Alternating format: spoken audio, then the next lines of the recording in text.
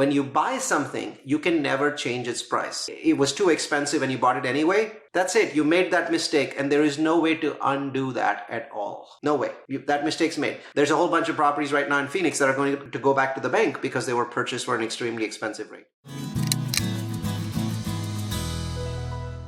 Hey, welcome to Think Outside the Stocks, another episode, and this episode actually is a very special episode and very close to my heart, and the reason is my original mentor, coach, guru in this multifamily syndication journey is here with us today. Neal Bawa, the one and only Neal Bawa, the mad scientist of multifamily syndicator world, is here. So Neal, welcome to Think Outside the Stocks.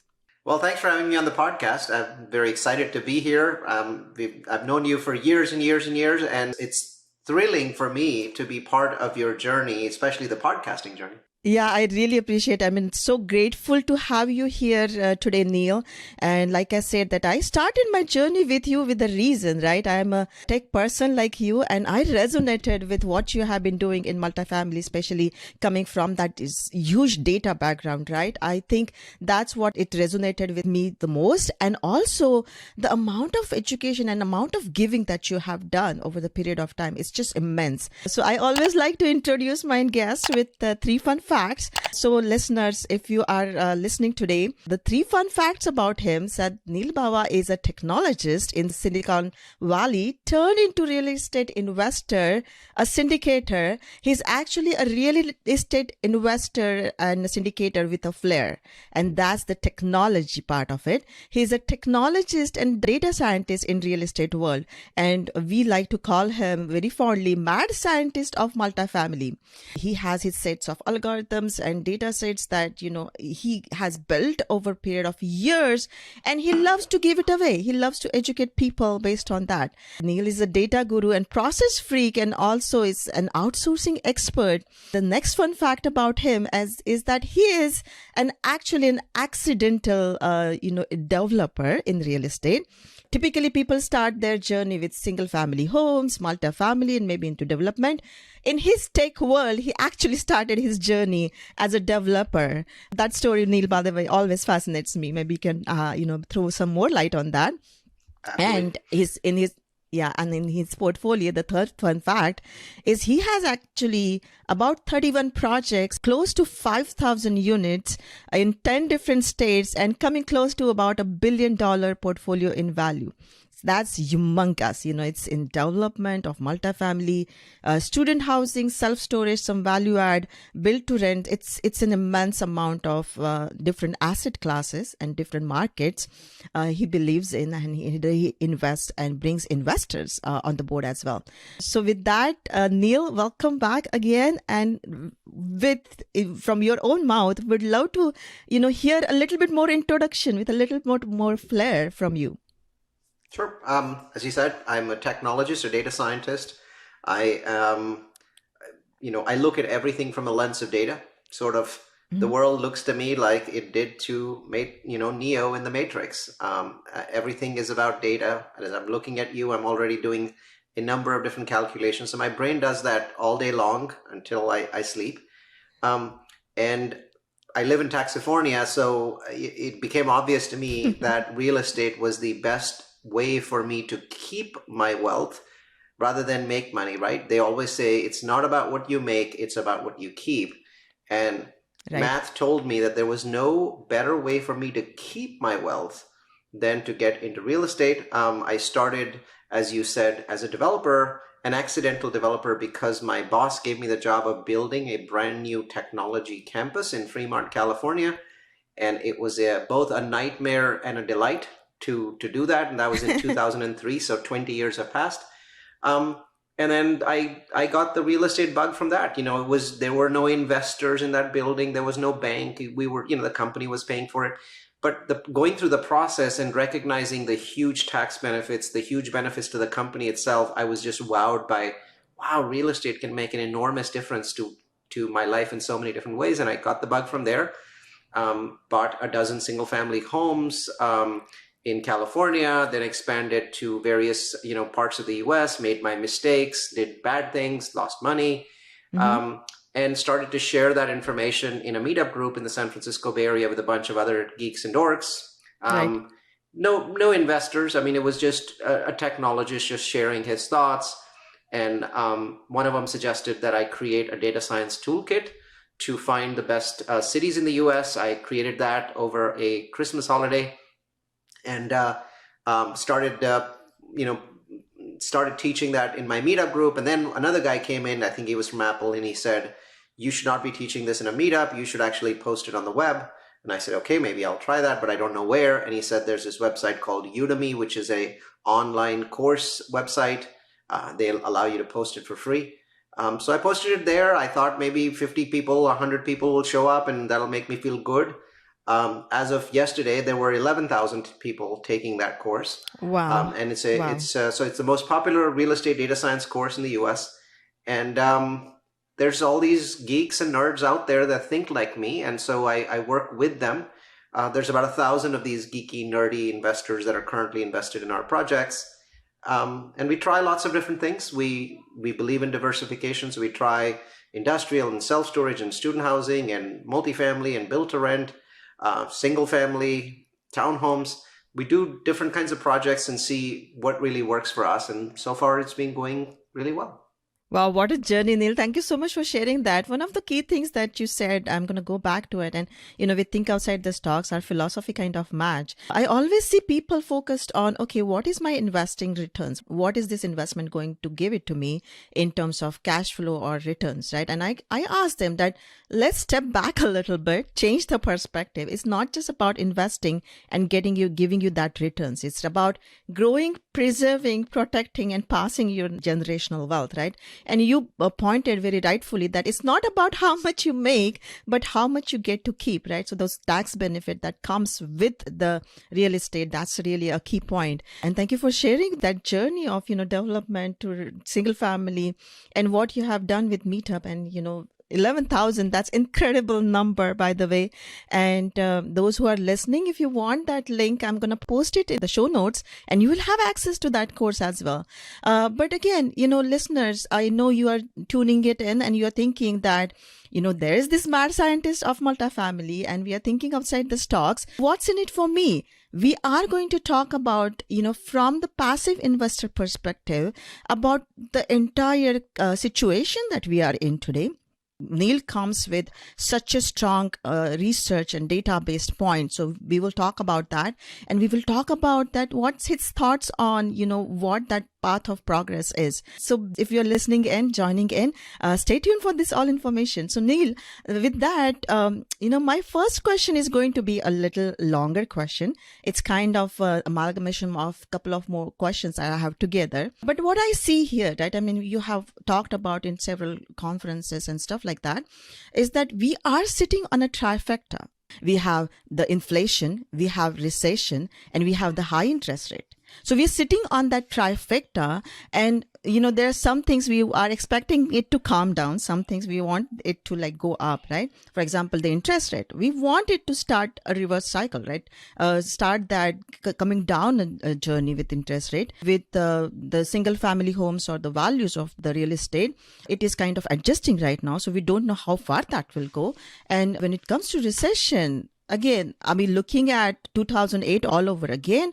Are we looking at a soft landing? What is your perspective about all these things and how does it affect the real estate? I know there's, you talk about kind of a crystal ball and nobody has that crystal ball, but with your data sets, you kind of have created that crystal ball. You can predict some of the things and that's what you have seen over the period of time. So would love to have your perspective on our current situation here. Sure. Let's say you're a limited partner, right? So you're an LP. Maybe you've invested in multifamily in the last few years. Maybe you've invested in a different asset class. Really, the question you should be asking yourself is, what am I learning as an investor from what's happened in the last 18 months? And does it make it easier for me to invest or does it make it harder for me to invest? And I find that sometimes that question is not being asked. What happens is investors say things to themselves like, interest rates are too high, I shouldn't invest. or Right. rates are going up, or cash flow is going down, or a recession is coming.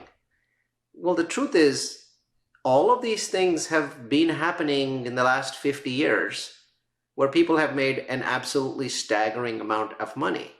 So these are part of the investing cycle. For example, I Right. always say recessions are a really good thing. And sometimes people are taken aback by that. How can a recession be a good thing? My answer is, if you don't have a recession, you'll have a bubble. When you have a bubble and it bursts, then the recessions are 10 times longer and 10 times deeper, and they hurt everyone, especially poor people, a lot. Right. So it's infinitely preferable that every 3 to 5 to 7 years you have a recession, and that recession deflates any bubble that might be building. And this time, that recession has deflated in a very fairly orderly way, the bubble that was building in multifamily real estate.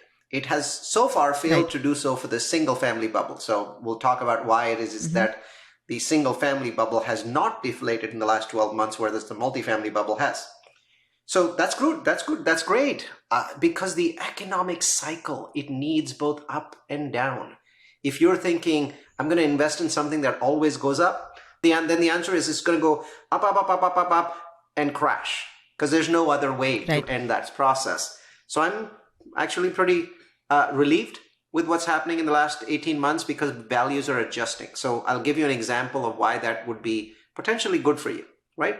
So I'm going to give you two investors, right? So John and Jake. So John invested 18 months ago when values were extremely high, right? So today, the average property in the United States that John had invested in 18 months ago is worth roughly 18% less. If it's, in certain markets like Phoenix or in Atlanta, then it's probably 25% less.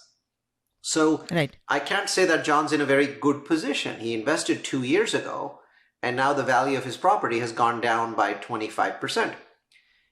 Jake didn't make that investment then and is looking at it now and is like, oh my God, recession, oh my God, interest rates. The big question that Jake should be asking himself is, isn't it cool that I'm investing after these values have declined? After they've gone down 18% or 25%, depending upon the city that you're investing in? And you might say, Neal, but doesn't that also mean that the property's income has gone down? The answer is no. U.S. net operating incomes for average properties have increased in the last 18 months. So if the net operating income of the property was $1,000 18 months ago, it's probably $1,050 or $1,025. They haven't gone up like a crazy amount, but they've gone up a pretty reasonable amount. And so it's like, so the property's incomes have gone up, but their prices have gone down 18 to 25%. Yes, because even once a property makes a higher level of income, it still has to pay its mortgage, and that mortgage has gone up a very substantial amount, right? Oh, that's bad, because then that means cash flow has gone down. You're correct. Cash flow has gone down. The big question is this. If you were buying something, and it doesn't even have to be a multifamily, just something, anything, right? And there were two choices. One is low interest rates and extremely high price versus high interest rates and extremely low price. Which of the two would you pick? I can tell you that if I asked 100 savvy investors, people that have been investing for a decade, 99 of them, if not 100, would definitely pick the cheaper building, right? They wouldn't pick, and they'd be fine with the high interest rates for one simple reason. When you buy something, you can never change its price. So if you bought it, it was too expensive and you bought it anyway, that's it. You made that mistake, and there is no way to undo that at all. No way. That mistake's made. There's a whole bunch of properties right now in Phoenix that are going to go back to the bank because they were purchased for an extremely expensive rate. I was thinking about buying some of those. Luckily, I didn't, because the mathematics didn't make any sense to me. I think I'm too conservative for what people were doing back then. So I'm pretty happy that I didn't engage in any of the madness that went on in 2021 and just sat on the sidelines and cursed the market. So to me, I think that the odd thing is, interest rates are too high. The answer is, before we continue, let me take 60 seconds to tell you about Multifamily University. Are you ready to take your real estate investing to the next level? Look no further than Multifamily University. Our comprehensive resources, including guest podcast appearances, educational webinars, the Real Estate Trends Toolkit, and the Location Magic course, are all designed to make smart investing easy and accessible. Plus, with no subscriptions, no upsells, you can trust that we're always looking out for your best interests. But don't take our word for it. Check out what our satisfied customer, Carlos M., had to say. Neal's presentation was filled with invaluable information that is not readily available to the average investor. This group takes you to the elite level of investing. Join the ranks of the elite with Multifamily University. Join us at multifamilyu.com and start investing from a place of knowledge today. Not only will you have access to a wealth of knowledge from industry experts, but you'll also be able to stay ahead of the game with our in-depth analysis of market trends and potential recessions or corrections. Invest with confidence and make informed decisions based on data, not gut feel. Don't miss out. Visit us at multifamilyu.com today or click the link in the description below. And now, back to the content. Look at any buying opportunity. I'm sure that all of you would agree that 2009, 2010 was an incredible time to buy. I mean, if you bought a building in 2010 and you've held on to it for the last 13 years, you probably made a 10x return on your money. So you invest 100 grand, you probably made $1 million, right? By now, probably more, by the way. I would say you probably made $2 million, right? So incredible opportunity. Do you know how afraid people were in 2010 when they were buying those properties? Because the properties were cheap, but everything else was wrong with the economy, right? So unemployment was almost double what it is today, right? Interest rates were not as low as they were during COVID, right? They were low, but they weren't that low. Lending wasn't available. Loan to values were low. So the people that made the investment in 2010, that made enormous, insane returns, the first question they ask themselves is, am I buying something at far below its value, right? That's really the question you have to ask today. Now, are you buying something at far below the value? I wouldn't say so. Are you buying it below its value? Very, very likely.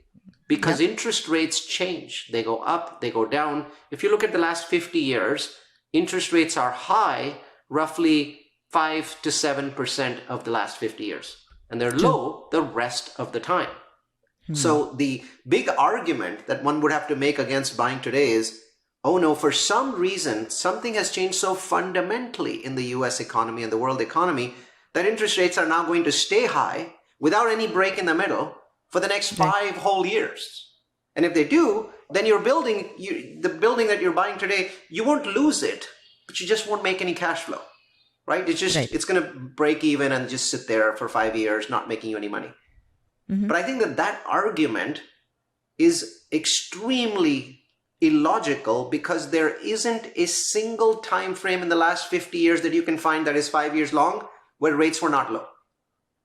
Because all you really need is a window for them to go down, and fine, they'll go back up. But if you took advantage of that window, as many of us did in the past 3 or 4 years, then you've locked in a rate at a lower level, you've increased your cash flow, and now you've gotten the best of both worlds, which is a low price because of an interest rate event, followed by a low interest rate a few years later, right? That's the belief that the smart money in the industry has, that somewhere along the line, and nobody knows, maybe 2 years from now, maybe 18 months from now, rates are going to drop and we're going to have a chance to refinance. Everything that happened in 2010 was similar to that. And so when I look at it and I compare John and Jake's story, there is zero doubt in my mind that Jake, buying into a property today is making a much better decision than John making a decision 18 months ago. John's decision was based on hype. Everything was going right. People were making truckloads of money. Properties were going up 35% a year, but he wasn't asking that question because he was part of that hype. Right. Today, Jake's like, no, I'm just buying something that's 18 to 25% cheaper. And its net operating income has increased, right? So you're making the Warren Buffett decision today. And, if you ask Warren Buffett today, he wants to buy lots of stuff. I mean, this is public information, right? That Berkshire is basically making acquisitions because they know prices are down. Stock market's down about, 15, 20%. So they're making acquisition because everything looks cheap to them. So I think if Right. you think like Warren Buffett, you'd be very interested in investing today. But not blindly investing. I think that there are challenges in multifamily. There's issues. We are going to go into a recession. It's an extremely unlikely scenario that the recession doesn't occur in the next 12 months. I'd say maybe Right. a 10-20% chance that it doesn't happen. But once again, that is part of the cycle. If most people out there did not think that a recession was happening in the next 12 months, there is no way the price would have declined 18 to 25%. So you would have never Right. had this benefit. These things are all connected. There is no great opportunity without some risk, right? Great opportunity, zero risk, only exists in comic books. So in a real world, as an investor, you're taking risks. And to me, I'm much more likely to take risks. Like my 401k in 2021, 2022, I didn't make any investments. I have 30, 35 limited partner passive investments myself. Right. I'm making lots of them. I just invested last week into an industrial building. It's a very small building, $2.5 million project, just 10 investors. I put money into that. I found a fund that's doing a short-term rental fund. They're now able to buy buildings for much cheaper than they were able to buy 18 months ago because the Airbnb market has significant distress. Prices have gone down there. So they're like, this is a great time to buy. Rents are still high. And they're probably going to see rents decline during the recession. Right. They probably won't give me any cash flow for 18 months. But what I'm interested in as a seasoned investor is basis.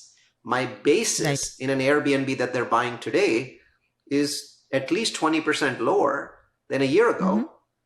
And when the economy recovers, the price, the rents are definitely going to be higher than they were when people were buying, a year and a half ago. So I think all of my examples come back to this. Investing is all about toughening yourself up and your mindset.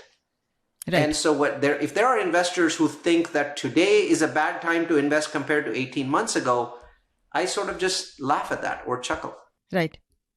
I love that example that you gave here, Neal. And I think, the three things that I look at it as number one, buying it right? When there is an inflation going on in terms of the house prices too, and there are high prices, instead of that, buying it at a right point. And secondly, the rent growth has been good. So their income is going to go up in future also as well, right? And the third thing is that whenever you see that pocket of low interest, you jump at it and you kind of refinance it. So that's kind of a great strategy for listeners and in real estate investors to look at. There is a lot of fear, and I think I do want to address that fear. I talk to investors and they are looking to sit on the sidelines. They are looking at what's going on in the market, and especially the bank collapses that recently happened. More and more fear has been induced in their mind. And right now they're thinking of sitting on the sideline. And I often, ask them that how much is inflation eating into it, even if you're getting, say, that 4 or 5% in money market accounts or treasuries or anything, right? So what would you say that, about that, addressing that fear and sitting on the sideline? What is the, the biggest opportunity? And you talked about it a little bit right now, right? So is this a time to sit on the sideline, or is this a time to take advantage of the biggest opportunity that the real estate is bringing it to you? Once again, being data driven, all I can say is if you're making 5% in a money market account today, you're making minus 1%. Somehow, when inflation was at 1.5% and you were making 0.5% in a bank account or a money market account, that delta was 1, right? So inflation was reducing your earning by 1.5%. Money market was increasing it by 0.5%. The delta was 1%, right? Right. Today, inflation is at 6%. It's reducing your income by 6%. And money markets are increasing it by 5%. The delta is 1%. Nothing's really changed. You're still losing 1% in a bank account compared to 18 months ago or 24 months ago. This concept of safety is silly. What does safety mean for you? I mean, and there's still people out there, by the way, at least in a money market account, you might be making 4.5%. 5 is rare, but 4.5%. But do you know most investors are actually, their money is in checking accounts, right? So Bottom line is every single year, 6% of the money in your checking account is lost. It's lost to inflation. For some reason, People think this is okay. Oh, well, it's just inflation. No, it's not. You're 6% poorer. And then next year, you're going to be another 6% poorer. And the following year, you're going to be another 6% poorer. So when you stay out, there is a loss. And when you stayed out before, your loss was smaller. Today, your loss is much larger because of that 6%, especially if you have it in a checking account, not in a money market account. But even in a money market account, you notice you're losing 1% a year. You're not making anything. So when people say I'm making 5%, what they're just trying to make themselves feel better. The only reason a money market account is at 5% today is because inflation is at 6, not 1.5. So nothing fundamentally has changed in terms of your purchasing power. You have no benefits compared to before. Second, what you're saying is, because there is some distress or potential distress in this market, it makes sense for me to sit out. But at the same time, every party that you go to, they're already telling you, all the quotes about good investors, what do they say, right? When everyone's greedy, be fearful. When everyone's fearful, be greedy. You've heard that. You've said that. You've repeated it to other people. But somehow you haven't believed it, that it's when there's fear in the marketplace that there's more opportunity. Look at me. I'm a buyer, and I'm not necessarily buying with your money. I have 1,000 investors of my own. And I'm telling them right now, and the next 6 months is a great time to be buying, because there is a conversion happening here that is very rare. Normally, market's pretty shitty to buy. Why? Because everything's okay. When everything's okay, sellers are in control. Buyers are not. We just have to accept whatever life gives to us. But we really have no control. Today, because of interest rates, we have balance. In fact, I would say that as a buyer, I'm in a slightly better position because of investors freaking out, not wanting to give me money. So raising money is harder, which means that there's less syndicators trying to buy properties, even though those properties are a lot cheaper. So I'm in a better position in so many different ways than I was before. Yes, I have to take on the job of, raising money being a little bit harder because investors are freaked out. But I think that is a one-time challenge. And then I get to benefit for 5 years having purchased a cheaper property. So I'm very much looking forward to it. I'm actually sitting on the sidelines because I believe that in the second half of this year, prices will fall even further. But that's not too far. We're recording this in April.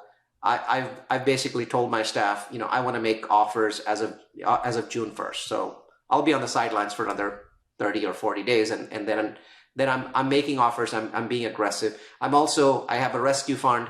So there's properties that people bought 18 to 24 months ago that are in serious distress, especially properties that were purchased in the first 6 months of 2021 are coming up for some serious distress at this point. And I'm looking forward to being able to either bail those properties out or simply buy them from the bank or buy them back from the bank. So it's a lovely environment to actually have some control as a buyer, where I really had no control, since COVID struck, because the sellers had all of the control. So to me, it makes a lot of sense to do this. And yes, I know that there's a recession coming. My question to you is, so what? What happens during a recession? Rents flatten out. They usually go down 1% to 2% in heavier recessions. So like 2008, rents went down about 3%, 4%.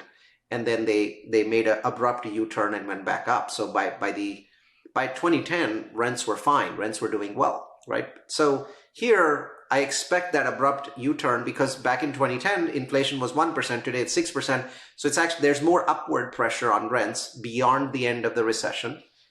And so why be afraid of that recession? You're receiving a benefit of that recession in that the property is discounted. So the way I look at it is, if I was going to buy a property for $30 million, now because there's a recession, I'm buying it for $27 million. Well, I've made $3 million upfront. Okay, that's my cash flow.